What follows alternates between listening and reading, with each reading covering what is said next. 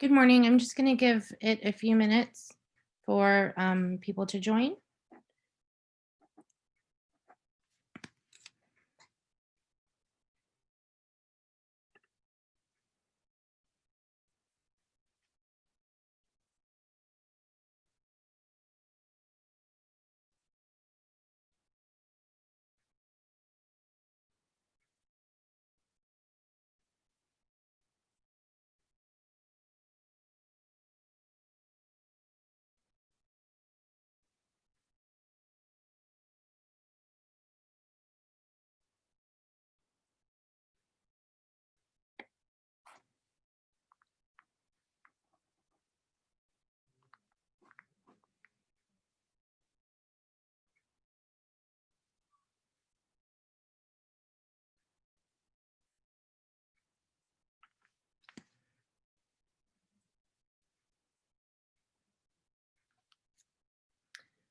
I'm going to give it probably another 2 or 3 minutes before we get started.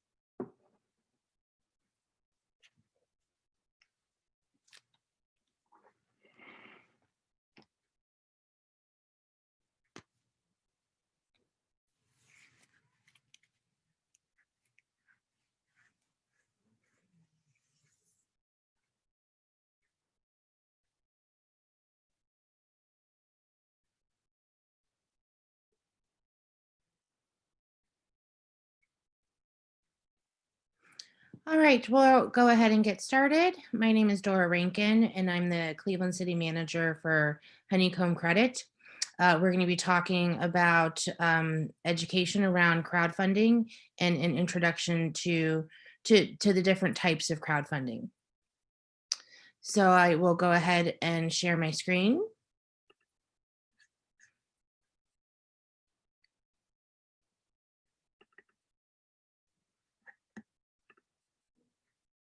All right.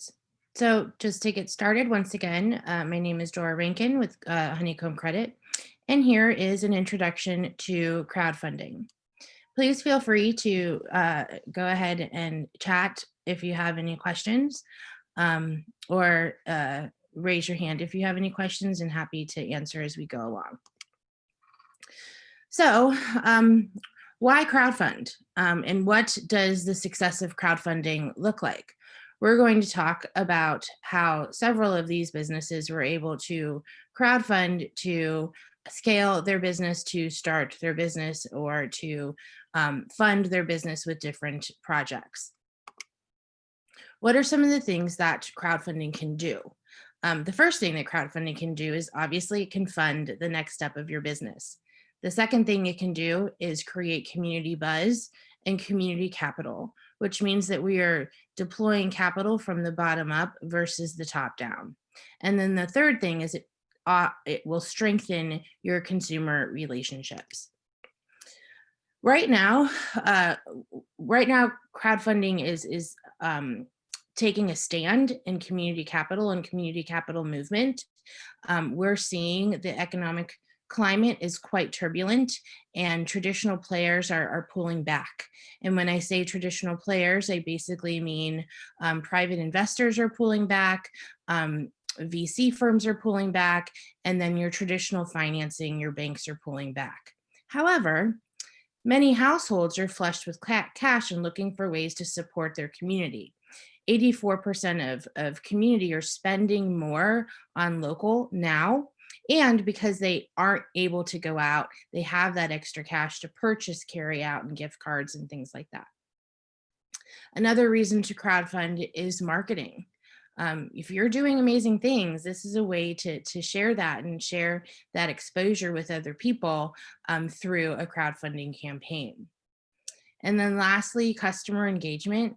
You've built an impressive network. Utilizing that network through a crowdfunding campaign will strengthen those relationships and not get them just financially bought in, but emotionally bought in. So there's two types of crowdfunding that we're going to talk about. We're going to talk about rewards and donation-based crowdfunding, as well as debt-based crowdfunding. Here are all the reasons why people crowdfund, open to others as well. But a few things to think about when crowdfunding is your business, does your business product based? And if it's product based, these are typically some of the reasons why you would crowdfund. Having a compelling story and having a project for your crowdfunding campaign is necessary. So here are some of the things that people crowdfund: new locations, renovations, equipment, working capital, food trucks, staffing, expansion. Right now we're seeing a lot of hospitality and breweries. For example, breweries are purchasing canning lines, doing a lot of crowdfunding for different types of pivoting and transition of their business. So here are some examples of what donation and reward-based crowdfunding. GoFundMe is a crowdfunding platform. Typically, they are philanthropic, meaning it's total donation.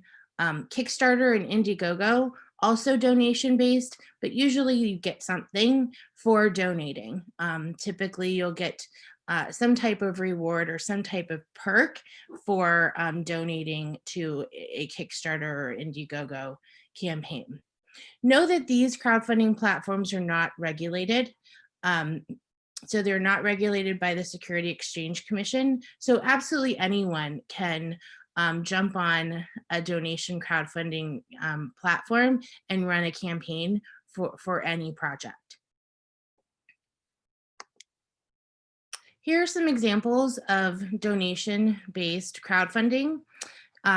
GoFundMe, this is a crowdfunding campaign that was done for Valley Inn Restaurant, and they were raising funds to secure staffing. When COVID hit, there was a number of restaurants that launched GoFundMe campaigns to ensure that their employees were able to get paid. With Indiegogo, here is a young and startup business that was looking to purchase a food truck, and they were able to secure funding to grow their business. Now, moving on to debt crowdfunding. Debt crowdfunding allows locally owned businesses like yours to borrow directly from their community, friends, and neighbors. So this is what Honeycomb does. To give you an example, local native from Cleveland, Clark Pope with Pope's Kitchen, came to Honeycomb looking to scale his business. And like many small business owners, they have bootstrapped or have used a lot of their personal funding to start the business. So Clark was able to raise capital on Honeycomb and refinance that personal debt and open up cash flow so he could grow. Another example would be Squash the Beef, a local catering company here in Cleveland. And they were a newer company when COVID hit.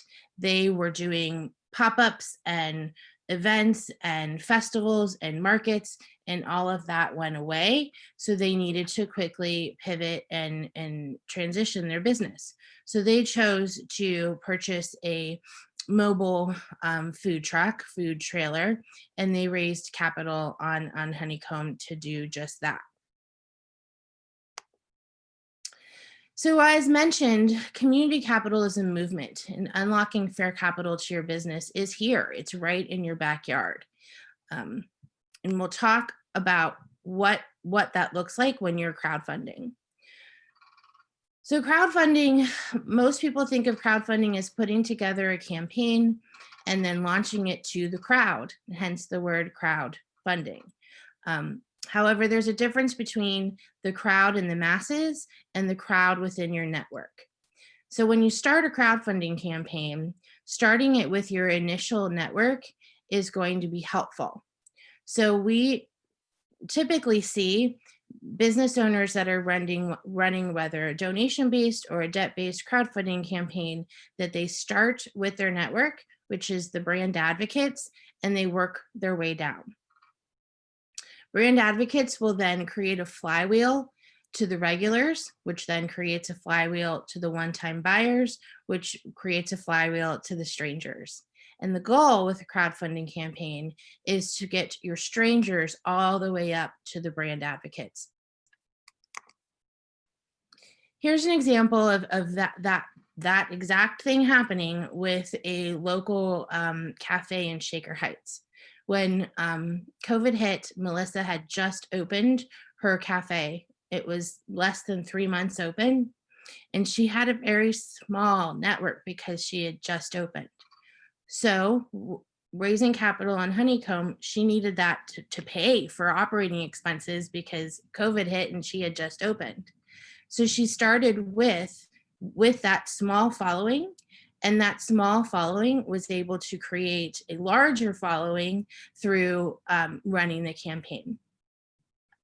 Now, when you run a campaign, a crowdfunding campaign, typically you also have access to the investors within the network. So with Honeycomb, in debt crowdfunding, there's already a mixture of investors out there waiting to invest in your campaign. So you have both. You have your network, the community, and the investors within the platform. Here are the steps to crowdfunding through a debt campaign. The first thing is that we need to qualify you. Qualifying you to run a Honeycomb crowdfunding campaign means that you need to be de-risked. Because this is loan-based, because you're paying this back and people are actually investing in you, you sign a term sheet. We then launch your campaign, and you're raising capital for anywhere from 45 to 60 days. After 45 to 60 days, the money goes in the bank, and then you start paying back to the local community investors. Here's an example of what a crowdfunding campaign looks like. You'll see that there is a target and a max. So when running a campaign, you will have a minimum raise and a maximum raise. The minimum raise is anywhere from minimum raise is as little as 15,000, and your max raise can be as much as 1,070,000. Along with a campaign page comes a video. You're going to be telling the story of your business and creating a campaign copy of your business. This allows for the community and the consumers and the people that are investing in you to know what your project is, and to also know that this has been a de-risked investment. When it comes to debt crowdfunding, there are terms, as mentioned. So you would be looking at paying this back. Typically, we see raises anywhere from 15 to, I said, $1 million. Our average raise is 15 to 250,000. The interest rate that you would be paying back to community investors is anywhere from 5 to 12%, and the terms are anywhere from 3 to 5 years. I'd like to thank you for spending this time with me today to talk about crowdfunding and understanding the differences between donation based and debt based crowdfunding. If you have any questions and you would like um, to, schedule a meeting or to talk with me further, feel free to email me at dora@honeycombcredit.com. And I do have a few minutes if you'd like to open it up for questions and answers. I'd be happy to talk during this discussion.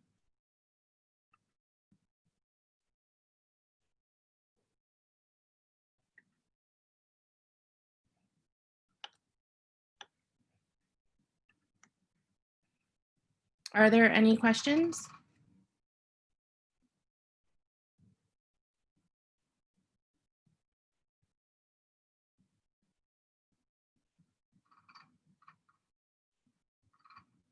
Okay, if not, oh, I have a question from Kathy. How long to get approval? Good question. Typically from application to term sheet is about 2 days. So the process is 2 to 3 days to get approved. Yeah, it's a quick turnaround. To develop the campaign itself is about 2 weeks, and to get approval is within 2 or 3 days. So we typically say from conversation to cash in hand is about 60 days because the campaign itself you're running for 45.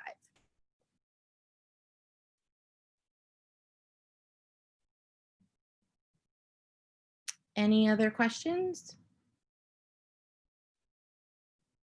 All right, well then I will turn it back to Mills to, oh, I have another question. How are your borrowers doing in the COVID environment? So it's actually quite interesting.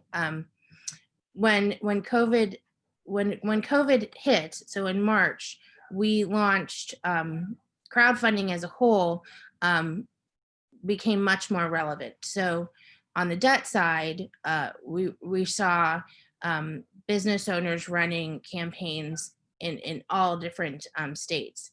And on the donation side, we saw a lot of partnerships popping up between GoFundMe and other donation-based to really help on the relief side of things.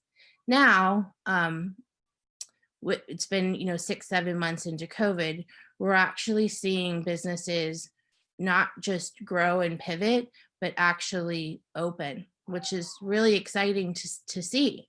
So there's a lot of support out there. It's just getting the education and the exposure that community capital is out there and that money really is in your backyard and available to you.